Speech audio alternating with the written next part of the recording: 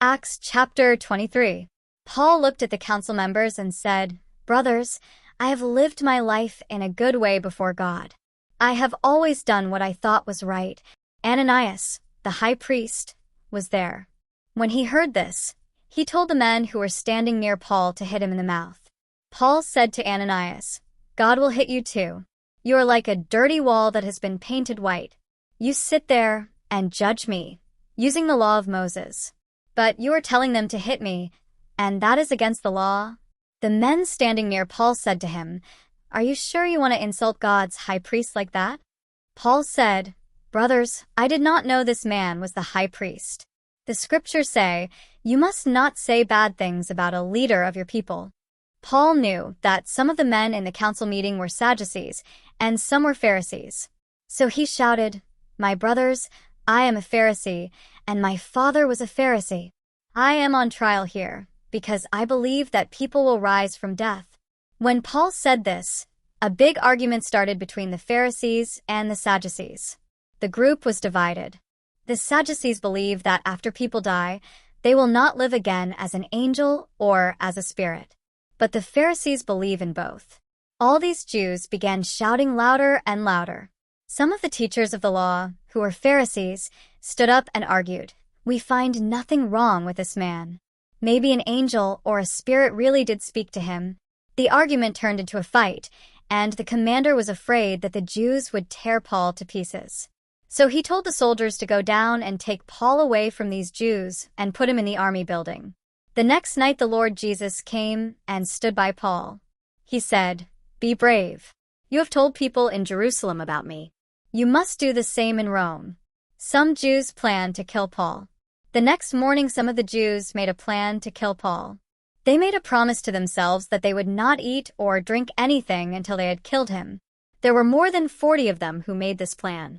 They went and talked to the leading priests and the older Jewish leaders. They said, "We have promised ourselves that we will not eat or drink until we have killed Paul. So this is what we want you to do. Send a message to the commander from you and the high council. Tell him you want him to bring Paul out to you. Say that you want to ask him more questions. We will be waiting to kill him while he is on the way here."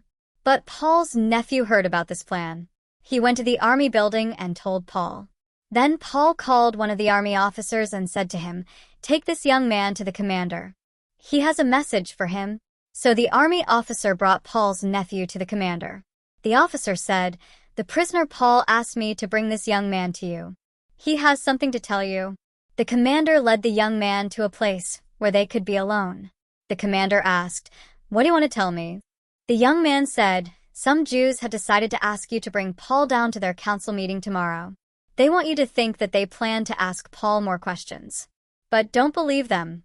More than 40 of them are hiding and waiting to kill him. They have all promised not to eat or drink until they have killed him. Now they are waiting for you to say yes." The commander sent the young man away, telling him, "Don't tell anyone that you have told me about their plan." Paul is sent to Caesarea. Then the commander called 2 army officers. He said to them, "I need some men to go to Caesarea. Get 200 soldiers ready. Also, get 70 soldiers on horses and 200 men to carry spears. Be ready to leave at 9 o'clock tonight. Get some horses for Paul to ride, so that he can be taken to Governor Felix safely." The commander wrote a letter that said, "From Claudius Lysias, to the most honorable Governor Felix. Greetings. Some Jews had taken this man and planned to kill him. But I learned that he is a Roman citizen, so I went with my soldiers and saved him.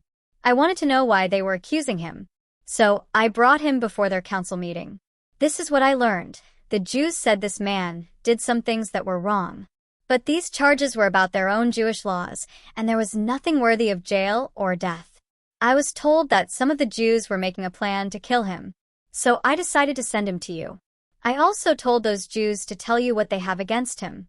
The soldiers did what they were told. They got Paul and took him to the city of Antipatris that night. The next day the soldiers on horses went with Paul to Caesarea, but the other soldiers and the spearmen went back to the army building in Jerusalem. The soldiers on horses entered Caesarea, gave the letter to Governor Felix, and then turned Paul over to him. The governor read the letter and asked Paul, "What country are you from?" The governor learned that Paul was from Cilicia. The governor said, "I will hear your case when the Jews who are accusing you come here too." Then the governor gave orders for Paul to be kept in the palace built by Herod.